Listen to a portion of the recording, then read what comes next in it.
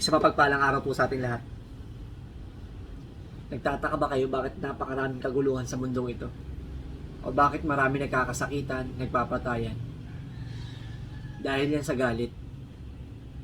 May sinasabi ang Panginoon tungkol dyan. Mga taga-Kolosas 3-8. Datapwat ngayon ay inyong layuan ang lahat ng mga bagay na ito. Galit, kapuutan, paghihinala, panunungayaw, mga salitang kahalay-halay sa inyong mga bibig. So malinaw sa salita ng Panginoon upang maiwasan natin ang sakitan sa bawat isa, ang kamatayan sa bawat isa, o ang kaguluhan sa mundong ito.